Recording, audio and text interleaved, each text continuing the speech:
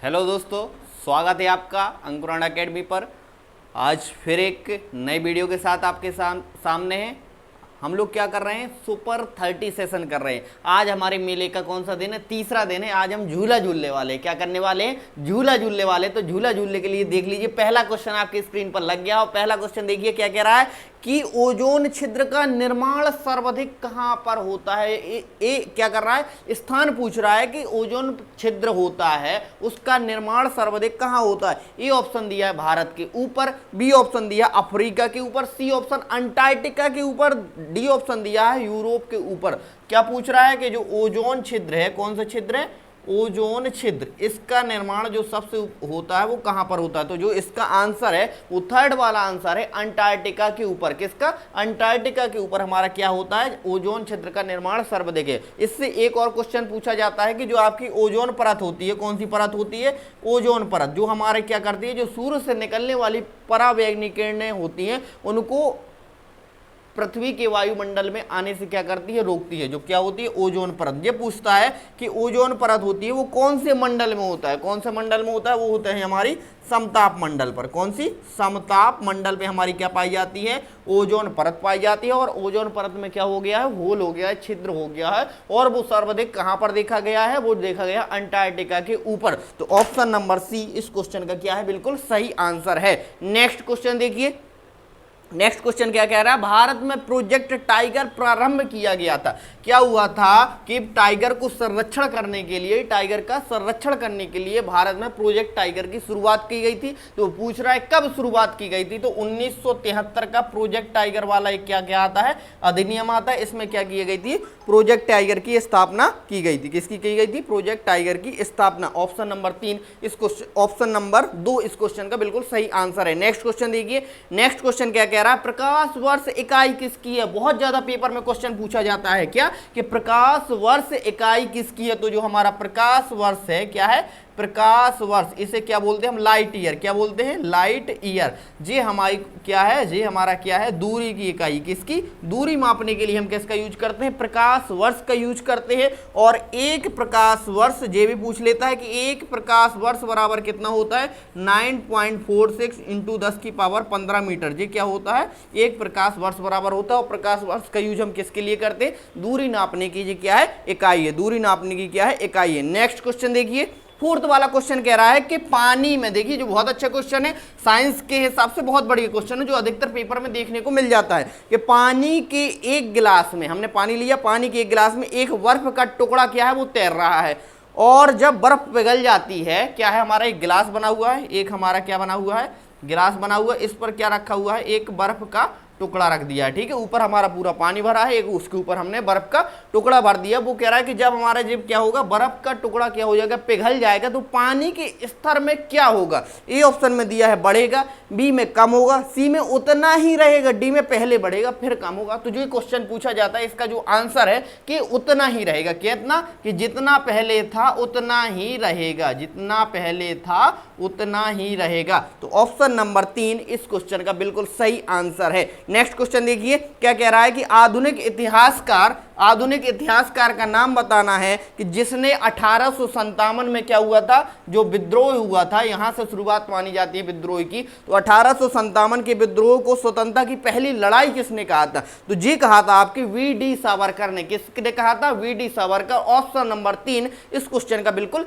सही आंसर है। वी.डी. सावरकर ने 1857 के विद्रोह को क्या कहा था, स्वतंत्रता की पहली लड़ाई कहा था। नेक्स्ट क्वेश्चन देखिए, नेक्स्ट क्वेश्चन आपकी स्क्रीन पर लग गया। नेक्स्ट क्वेश्चन जो कह रहा है वो कह रहा है कि महात्मा गांधी ने, किसने, महात्मा गांधी ने 1922 में असहयोग आंदोलन क्यों वापस ले लिया था। कौन सा आंदोलन, असहयोग, कौन सा, असहयोग। तो क्वेश्चन सबसे पहले ये आता है कि जो असहयोग आंदोलन हुआ था ये कब हुआ था। तो ये हुआ था आपका 1920 में। किस में हुआ था, 1920 में हुआ था। फिर क्या हो जाता है, इसके 2 साल बाद, इसके 2 साल के गुजरने के बाद ये क्या हो, जब अपनी चरम सीमा पर असहयोग आंदोलन पहुंच जाता होता है, तो सन 1922, 2 साल के बाद 1922 में एक क्या होता है, एक पुलिस स्टेशन को उड़ा दिया जाता है। चोरी चारा कांड की घटना हो जाती, चोरा चारी कांड की क्या हो जाती है, घटना घटित हो जाती है, जिसकी वजह से क्या करते हैं, महात्मा गांधी असहयोग आंदोलन को वापस ले लेते हैं। तो ऑप्शन नंबर बी इस क्वेश्चन का बिल्कुल सही है कि चोरी चारा कांड के हुई हिंसा के कारण से असहयोग आंदोलन क्या कर दिया गया था, स्थगित कर दिया गया था या फिर वापस ले लिया गया था। नेक्स्ट क्वेश्चन देखिए, नेक्स्ट क्वेश्चन कह रहा है कि अरावली और बिंद श्रेणियां कौन है, अरावली और बिंद। बहुत ज्यादा पेपर में क्वेश्चन पूछा जाता है कि जो आपकी अरावली श्रेणी है, जो आपकी अरावली श्रेणी है, इन बिंद श्रेणी, इन दोनों के बीच में जो हमारा क्या है, कौन सा पठार स्थित है। क्या कह रहा है, कौन सा पठार स्थित है, जी हमसे क्या कह रहा है, पूछ रहा है। तो इन दोनों के बीच में जो हमारा पठार स्थित है वो है हमारा कौन सा पठार, मालवा का पठार। वो कौन सा है हमारा, मालवा का पठार इन दोनों श्रेणियों के मध्य स्थित है। तो ऑप्शन नंबर ए इस क्वेश्चन का बिल्कुल सही आंसर होगा। नेक्स्ट क्वेश्चन देखिए, नेक्स्ट कह रहा है कि आकार के अनुसार घटते हुए क्रम में लगाना है। किसको लगाना है जी, हमारे क्या दिए हैं, ग्रह दिए हैं। क्या दिए हैं, ग्रह। हमारे सौरमंडल में टोटल कितने ग्रह हो जाएंगे, टोटल है हमारे 8। पहला हो जाएगा बुध, इसके बाद शुक्र, फिर है हमारी पृथ्वी, फिर मंगल, फिर बृहस्पति,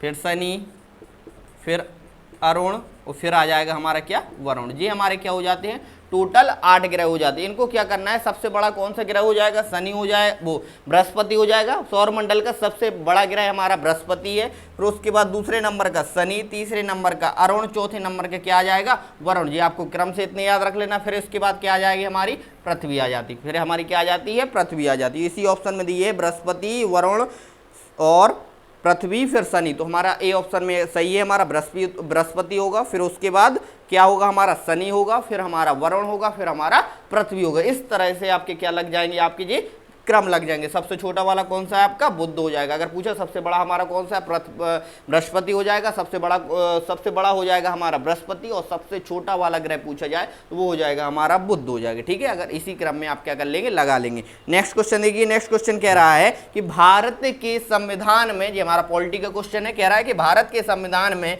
44वें संविधान संशोधन द्वारा किस अधिकार को मौलिक अधिकार से हटा दिया गया है। पहले हमारे मौलिक अधिकार कितने थे, 7 मौलिक अधिकार थे। कितने मौलिक अधिकार थे, 7 मौलिक अधिकार थे। जब हमारा क्या हुआ, 44वां संविधान संशोधन हुआ। क्वेश्चन पूछ लेता है कि 44वां संविधान संशोधन हुआ था, लेकिन कब हुआ था, ये हुआ था 1978, 1978 में 44वां संविधान संशोधन होता है। इसमें हमारे क्या होता है, एक मौलिक अधिकार को हटा दिया जाता है। तो टोटल कितने मौलिक अधिकार बचते हैं, 6 मौलिक अधिकार बचते हैं। तो हमसे पूछ लेता है कि कौन सा मौलिक अधिकार हटा दिया गया था, तो वो हटा दिया गया है हमारा संपत्ति का अधिकार। कौन सा, संपत्ति का अधिकार था, वो हमारा मौलिक अधिकार से क्या कर दिया गया है, हटा दिया गया, जिसकी वजह से अब हमारे कितने मौलिक अधिकार बचे हैं, 6 मौलिक अधिकार बचे। अगर पूछ ले कि मौलिक अधिकार कौन से भाग में दिए हैं, तो भाग हमारा कौन सा हो जाएगा, 3 हो जाएगा। आर्टिकल पूछ ले तो 12 से लेकर 35 तक हमारे क्या है, मौलिक अधिकारों का वर्णन है। अनुच्छेद आर्टिकल 12 से लेकर 35 तक। तो ये समझ गए कौन से मौलिक अधिकार को, संपत्ति का मौलिक अधिकार। ऑप्शन नंबर 3 इस क्वेश्चन का बिल्कुल सही आंसर होगा। नेक्स्ट क्वेश्चन देखिए, नेक्स्ट क्वेश्चन कह रहा है कि भारत कौन सा क्षेत्र भारत में सकल घरेलू उत्पाद में सर्वाधिक योगदान देता है। वो जीडीपी की बात कर रहा है, सकल घरेलू उत्पाद, जीडीपी, ग्रॉस डोमेस्टिक प्रोडक्ट, इसकी बात कर रहा है। वो कह रहा है कि सर्वाधिक योगदान कौन सा रहता है। इसमें क्या रहते हैं, हमारे 3 क्षेत्र रहते। एक हमारा कहलाता प्राथमिक क्षेत्र होता पहले वाला, दूसरा वाला हमारा होता है द्वितीयक क्षेत्र, तीसरा होता है हमारा कौन सा, तृतीयक क्षेत्र। कौन सा, तृतीयक क्षेत्र होता है। इसी को हम क्या बोलते हैं, सेवा क्षेत्र बोलते हैं। इसी को क्या बोलते हैं हम, सेवा क्षेत्र बोलते हैं। तो जो सबसे ज्यादा योगदान जीडीपी में देता है वो हमारा कौन सा क्षेत्र होता है, तृतीयक क्षेत्र होता है। कौन सा क्षेत्र होता है, तृतीयक। तो ऑप्शन नंबर 3 इस क्वेश्चन का बिल्कुल सही आंसर हो जाएगा। तो देखिए फिर हम इसका कौन सा हो जाएगा, तृतीयक क्षेत्र। ऑप्शन नंबर 3 जो हमारा क्या करता है, जीडीपी में सर्वाधिक योगदान देता है। नेक्स्ट क्वेश्चन देखिए, नेक्स्ट क्वेश्चन कह रहा है कि भारतीय अर्थव्यवस्था में उदारीकरण का अग्रदूत किसे कहा जाता है। ठीक है, क्या कहा जाता है, उदारीकरण का अग्रदूत। जब क्या हुआ था, 1991 से लेकर 1996 तक हमारे क्या बने थे, पीवी नरसिम्हा राव। 1991 से लेकर 1996 तक पीवी नरसिम्हा राव भारत के प्रधानमंत्री बने थे। उस समय जो हमारे वित्त मंत्री थे वो हमारे क्या थे, वित्त मंत्री कौन थे हमारे, ये थे हमारे मनमोहन सिंह। कौन थे, मनमोहन सिंह। इन्होंने क्या किया था, इन्होंने क्या किया था, जो भारत की अर्थव्यवस्था डूबने हुए से क्या की थी, बचाई थी। इसको क्या कही था, डूबने हुई थी अर्थव्यवस्था हमारी जो डूब रही थी उसको क्या किया था, उसमें बहुत अच्छा योगदान दिया था और उससे बचाया था। तो इसी वजह से क्या किया जाता है कि मनमोहन सिंह को उदारीकरण का अग्रदूत कहा जाता है। तो अगर पूछ लिया जाए कि उदारीकरण का अग्रदूत किसे कहा जाता है, तो वो हमारे कौन थे, मनमोहन सिंह, उनको कहा जाता है। और इससे एक क्वेश्चन और के पायनियर, इसी का दूसरा नाम है पायोनियर, किसे कहा जाता है, तो वो भी हमारे कौन हो जाएंगे, मनमोहन सिंह हो जाएगा। ऑप्शन नंबर 1 भी इस क्वेश्चन का बिल्कुल सही आंसर होगा। नेक्स्ट क्वेश्चन देखिए, नेक्स्ट क्वेश्चन कह रहा है कि भोपाल गैस त्रासदी के समय कौन सी गैस निकली थी। ये मध्य प्रदेश से रिलेटेड क्वेश्चन है जो भारत के एग्जाम में भी पूछा जाता है। जैसे क्या हुआ था सन 1984 में, सन 1984 में क्या हुआ था, भोपाल गैस त्रासदी कांड हो गया था। इसमें से क्या हो गई थी, एक गैस क्या हो गया था, वो निकल गई थी जिसकी वजह से बहुत सारे लोग की मृत्यु हो गई थी। तो वो कब हुआ था, 1984 में हुआ था। कहाँ पर हुआ था, भोपाल में हुआ था। कौन सी गैस निकली थी, ये निकली थी मिथाइल आइसोसाइनेट। कौन सा, मिथाइल आइसोसाइनेट। इस गैस का क्या हुआ था, स्राव हुआ था साइनेट, जिसकी वजह से क्या हुआ था, बहुत सारे लोगों की मृत्यु हो गई थी। कब हुआ था, 1984 में हुआ था। कहाँ पर हुआ था, भोपाल में। कौन सी गैस, मिथाइल आइसोसाइनेट। तो ऑप्शन देखिए, पहले में मिथाइल थायोसाइनेट, तो थायोसाइनेट नहीं है, तो ऑप्शन नंबर 3 मिथाइल आइसोसाइनेट। याद बहुत अच्छे से याद रखना, इथाइल नहीं है, मिथाइल है। तो मिथाइल आइसोसाइनेट, ऑप्शन नंबर 3 इस क्वेश्चन का बिल्कुल सही आंसर होगा। नेक्स्ट क्वेश्चन पर पढ़ते हैं और देखिए नेक्स्ट क्वेश्चन क्या कह रहा है कि कौन सा मानव विकास सूचकांक में शामिल नहीं है। किस में बात कर रहा है वो, मानव विकास सूचकांक। ये क्या है हमारा मानव विकास सूचकांक, ह्यूमन डेवलपमेंट इंडेक्स। इससे क्या पता चलता है, जब हमारा जो इंडेक्स निकलता है, इससे ये पता चलता है कि हमारा देश विकसित में है, विकासशील में है या अर्ध विकसित में है। ठीक है, क्या करता है, HDI। तो इसमें क्या है, इसके निकालता कौन है, सबसे पहली बात तो एक ये एजेंसी होती है UNDP, United Nation Development Programme. ये क्या करती है, HDI क्या करती है, रिपोर्ट निकालती है। तो पेपर में सबसे सर्वाधिक क्वेश्चन यही पूछता है कि जो हमारे HDI रिपोर्ट निकालता है वो कौन निकालता है, UNDP क्या करती है, HDI रिपोर्ट निकालती है। अब इसके क्या है, आधार है, क्या निकालती है, आधार। कितने आधार हैं, 3 आधार हैं, जिसकी वजह से क्या निकाला जाता है, HDI इंडेक्स निकाला जाता है। तो सबसे पहला वाला हो जाएगी जीवन प्रत्याशा, और इसमें प्रति व्यक्ति आय को भी शामिल किया गया है, प्रति व्यक्ति आय को भी शामिल किया गया है, और हमारी शिक्षा को भी क्या किया गया है, शामिल किया गया है। तो ऑप्शन नंबर C देखिए, इसमें लिखा है सामाजिक असमानता लिखा हुआ है। तो सामाजिक असमानता को HDI इंडेक्स में शामिल नहीं किया गया है। ये आपके 3 आधार हैं, इन्हीं तीनों को आधार मानकर HDI क्या की जाती है, इंडेक्स जारी किया जाता है। किसके द्वारा जारी किया जाता है, UNDP, United Nation Development Programme, इसके द्वारा HDI इंडेक्स जारी किया जाता है। तो समझ गए, इस क्वेश्चन का जो आंसर होगा ऑप्शन नंबर 3 क्वेश्चन का बिल्कुल सही आंसर होगा। नेक्स्ट क्वेश्चन देखिए, नेक्स्ट क्वेश्चन कह रहा है कि मध्य प्रदेश के किस जिले में लिंगानुपात सबसे अधिक है। वो पूछ रहा है कि लिंगानुपात सबसे अधिक है। तो लिंगानुपात क्या होता है, वो होता है कि लड़के और लड़कियों का परसेंटेज, वो प्रतिशत के, मतलब कहाँ पर क्या है, लड़कियां ज्यादा हैं और लड़के कम है, वो हमारा क्या होता है, लिंगानुपात होता है। वो पूछ रहा है किस जिले में है, किस जिले में, मध्य प्रदेश के किस जिले में। तो ये हो जाएगा बालाघाट में क्या है, सर्वाधिक लिंगानुपात है। कहाँ पर, बालाघाट में सर्वाधिक लिंगानुपात है। अगर पूछ ले कम कहाँ पर है, तो कम हो जाएगा, सबसे कम हो जाएगा भिंड में। सबसे कम कहाँ पर हो जाएगा, भिंड में हो जाएगा हमारा क्या, लिंगानुपात। अगर इसी की बात अगर भारत में आ जाए, क्या भारत में आ जाए कि सर्वाधिक लिंगानुपात कहाँ का है, तो वो हो जाएगा हमारा केरल का सबसे ज्यादा लिंगानुपात है। अगर पूछ ले कि सबसे कम कहाँ का है, तो जी सबसे कम हो जाएगा, वो हो जाएगा हमारे हरियाणा का। सबसे कम कहाँ का हो जाएगा, हरियाणा का लिंगानुपात हो जाएगा। जी समझ गए, बालाघाट और भिंड में हमारा क्या है, बालाघाट में सर्वाधिक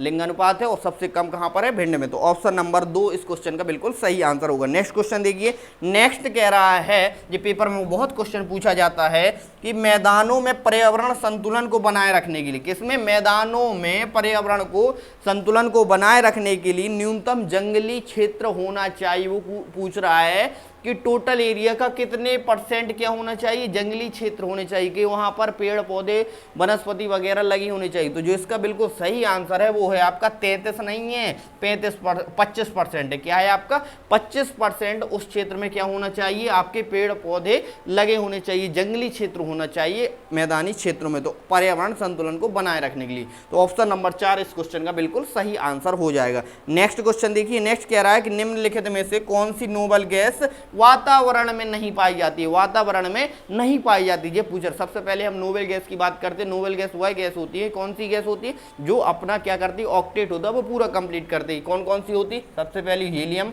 फिर नियोन, फिर आर्गन, फिर क्रिप्टॉन, फिर जीनॉन, फिर कौन सी हो जाएगी, रेडॉन होती है। ठीक है, helium, neon, argon, krypton, xenon, radon, ये हमारी क्या होती है, नोबल गैस कहती है। नोबल गैस होती है जो हमारे कौन से ग्रुप में रहती है, 18वें ग्रुप में मौजूद रहती हैं। ठीक है, पीरियोडिक टेबल के 18वें ग्रुप में क्या रहती है, ये मौजूद रहती हैं। और वो पूछ रहा है कि इनमें से कौन सी गैस वातावरण में नहीं पाई जाती। तो ऊपर की पांचों हैं, helium, neon, argon, krypton, xenon, ये हमारी क्या वातावरण में पाई जाती है। जो हमारी सबसे लास्ट वाली गैस है रेडॉन, कौन सी, रेडॉन, ये हमारी वातावरण में नहीं पाई जाती है। ठीक है, वातावरण में नहीं पाई जाती है। तो ऑप्शन नंबर 3 सी इस क्वेश्चन का बिल्कुल सही आंसर होगा, रेडॉन। नेक्स्ट क्वेश्चन पढ़ते हैं। नेक्स्ट क्वेश्चन कह रहा है कि महावीर, बहुत देखिए क्वेश्चन बहुत अच्छा क्वेश्चन है ये महावीर की मृत्यु के बाद, जब महावीर स्वामी जी की क्या हो जाती है, मृत्यु हो जाती है के बाद जैन संघ का मुखिया किसे कहा जाता है।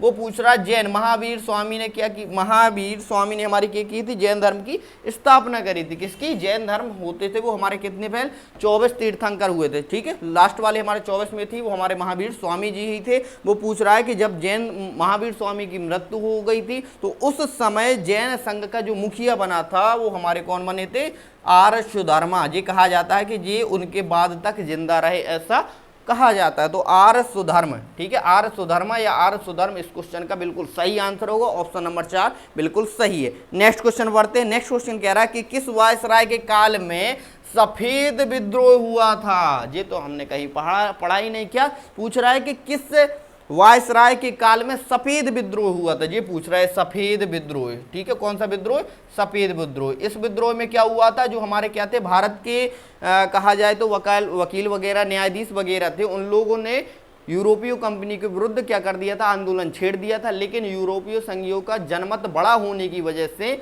वो अपना जो न्यायाधीश थे वो हम अपना काम पूरी ढंग से नहीं कर पाए और उन लोग को अपना क्या करना पड़ा, विद्रोह वापस लेना पड़ा। और इसी विद्रोह को हम क्या कहते हैं, सफेद विद्रोह कहते हैं। कौन सा विद्रोह कहते हैं, सफेद विद्रोह कहते हैं। और ये किसके शासनकाल में हुआ था, ये हुआ था लॉर्ड रिपन के शासनकाल में। ठीक है, किसके शासनकाल में हुआ था, लॉर्ड रिपन के शासनकाल में हमारा क्या हुआ था, सफेद विद्रोह हुआ था। तो ऑप्शन नंबर 3 इस क्वेश्चन का बिल्कुल सही आंसर होगा। नेक्स्ट क्वेश्चन देखिए, कह रहा है कि भारतीय असंतोष के पिता, सबसे पहला क्वेश्चन तो यही बनता है कि जो पूछा जाता है कि भारतीय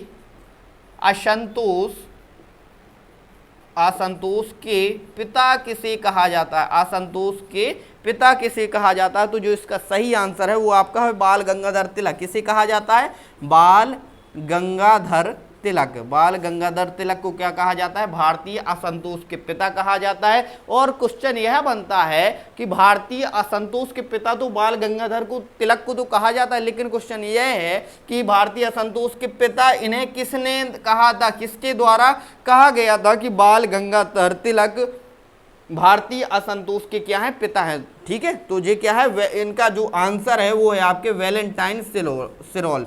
वैलेंटाइन सिरोल इस क्वेश्चन का सही आंसर है। वैलेंटाइन सिरोल के द्वारा कहा गया था कि जो बाल गंगाधर तिलक है वो भारतीय असंतोष के पिता है। तो ऑप्शन नंबर क्या, कौन सा, सी बिल्कुल इस क्वेश्चन का बिल्कुल सही आंसर होगा। नेक्स्ट क्वेश्चन पढ़ते हैं। देखिए नेक्स्ट क्या कह रहा है कि सहायक संधि, ठीक है, कौन सी संधि, सहायक संधि व्यवस्था को स्वीकार करने वाला प्रथम देसी शासक कौन था। ठीक है, कौन सा, देसी शासक कौन था। भारत के अंदर जब हमारा क्या हुई थी, सहायक संधि चालू हुई थी तो सबसे पहले स्वीकार किस शासक के द्वारा की गई थी। तो ऑप्शन नंबर इसमें देखिए कौन सा, हैदराबाद के निजाम। कौन थे, हैदराबाद में क्या रहते थे, निजाम रहते थे। तो इनके द्वारा सबसे पहले क्या किया गया था, सहायक संधि को स्वीकार किया गया था। तो ऑप्शन नंबर कौन सा, बी बिल्कुल इस क्वेश्चन का बिल्कुल सही होगा, हैदराबाद के निजाम। नेक्स्ट क्वेश्चन देखिए, नेक्स्ट कह रहा है कि भारत में सबसे पुरानी श्रृंखला कौन सी है, कि भारत में सबसे पुरानी श्रृंखला कौन सी है। तो जो इसका सही आंसर बिल्कुल है अरावली की पहाड़ियां। ना हमारा हिमालय है, क्योंकि हिमालय भारत में स्थित नहीं है, वो नेपाल वाला हिमालय है, उसकी कुछ और दूसरा देखिए नीलगिरी, नीलगिरी हिल्स तो है अपने यहाँ, केरल तमिलनाडु पड़ती है, लेकिन वो सबसे पुरानी नहीं है। सबसे पुराने कौन से? अरावली की पहाड़ियां। तो ऑप्शन नंबर 4 इस क्वेश्चन का बिल्कुल सही आंसर हो जाएगा। नेक्स्ट क्वेश्चन देखिए, नेक्स्ट कह रहा है कि निम्नलिखित में से कौन सा कॉफी पोर्ट कहलाता है? क्या कहलाता है? कॉफी पोर्ट कहलाता है। कौन सा? Coffee port. तो क्या होता है coffee port? Coffee port, port मतलब बंदरगाह, कॉफी पोर्ट मतलब कॉफी बंदरगाह। सबसे ज्यादा हमारी कॉफी होती है वो कहां पर होती है? ब्राजील में। कहां पर होती है? ब्राजील में। और जहां पर कॉफी की खेती होती है उनके बागानों को क्या कहा जाता है? फजेंडा। क्या कहा जाता है? ये क्वेश्चन पूछा जाता है कि जहां पर कॉफी की खेती होती है वहां के खेतों का क्या कहा जाता है? फजेंडा कहा जाता है। सबसे पहले नंबर पर कौन है? ब्राजील है। सबसे पहले नंबर ब्राजील हो गया। पेड़ वहां पर जहां पर खेती होती है उसे क्या कहा जाता है? फजेंडा कहा जाता है। जो हमारा कॉफी का पोर्ट है जहां तक सबसे सर्वाधिक क्या किया जाता है? निर्यात किया जाता है, वो इसका कौन सा है? संतोष। कौन सा? यहीं का है। कौन सा पोर्ट? संतोष। ठीक है, संतोष है वो। यहां पर क्या किया जाता है? कॉफी का सर्वाधिक निर्यात किया जाता है। फजेंडा बता दिया, ब्राजील हो गया। अगर पूछ लिया जाए कि भारत में कॉफी का सर्वाधिक उत्पादन कहां से होता है तो उसका आंसर है कर्नाटक।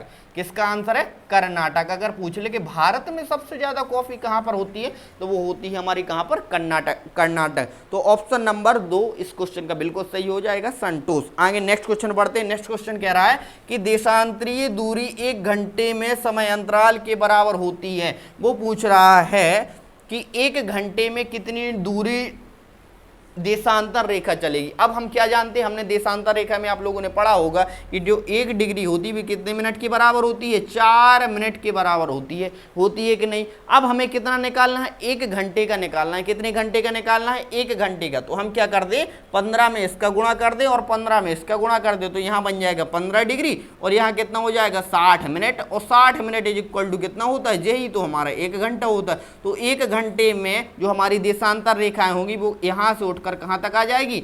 यहां से उठकर पूरी कहां तक आ जाएगी? 15 डिग्री क्या कर लेगी? कंप्लीट कर चुकेगी। ठीक है, समझ गए? कितना होता है? 15 डिग्री की दूरी तय कर लेगी देशांतरीय दूरी। ठीक है, कितनी हो जाएगी? 15। ऑप्शन नंबर ए उस क्वेश्चन का बिल्कुल सही आंसर हो जाएगा। नेक्स्ट क्वेश्चन देखिए।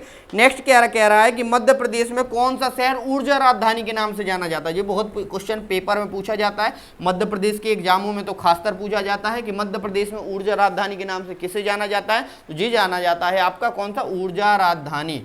ऊर्जा राजधानी तुझे जाना जाता है सिंगरौली। किसको? सिंगरौली। सिंगरौली को जाना जाता है, सीधी सिंगरौली है तो वही है आपका सिंगरौली। ऑप्शन नंबर 3 इस क्वेश्चन का बिल्कुल सही आंसर होगा। नेक्स्ट क्वेश्चन देखिए। नेक्स्ट कह रहा है कि कौन सा बाघ राज्य के नाम से जाना जाता है? कौन सा राज्य पूछ रहा है? कौन सा राज्य? तो मध्य प्रदेश में सबसे ज्यादा बाघ होने के कारण, क्या होने के कारण? बाघ होने के कारण क्या कहा जाता है? मध्य प्रदेश को बाघ राज्य। किसको कहा जाता है? मध्य प्रदेश को बाघ राज्य कहा जाता है। इसका और दूसरे नाम है, अगर सोया प्रदेश पूछ ले आपसे कि सोया प्रदेश किस राज्य को कहा जाता है तो वो भी आपका मध्य प्रदेश हो जाएगा। लघु भारत। क्या? कौन सा भारत? लघु भारत। अगर पूछ ले तो भी मध्य प्रदेश को मध्य भारत पूछ ले तो वो भी मध्य प्रदेश को कहा जाता है। मध्य भारत पूछ ले तो भी आपका मध्य प्रदेश को कहा जाता है। नदियों का मायका। कहां पर? नदियां। यहां पर मध्य प्रदेश में सबसे ज्यादा नदियां होती है तो नदियों का मायका भी किसे कहा जाता है? ये कहा जाता है हमारा मध्य प्रदेश में। बाघ राज्य तो हमने बता ही दिया किसे कहा जाता है? मध्य प्रदेश। ऑप्शन नंबर 2 इस क्वेश्चन का बिल्कुल सही आंसर होगा। ये थी आपके क्या कुछ क्वेश्चन जो आपके प्रीवियस ईयर में पूछे गए हैं और आगे वाले एग्जामों में भी बहुत इंपॉर्टेंट है और पूछे जाएंगे। तो आज की वीडियो आपको कैसी लगी? अगर वीडियो आपको अच्छी लगी तो ज़्यादा से ज़्यादा शेयर करें, लाइक करें और अभी तक आपने हमारे चैनल को सब्सक्राइब नहीं किया है तो सब्सक्राइब करें और बेल आइकन को दबाना ना भूलें। Thank you to all of you.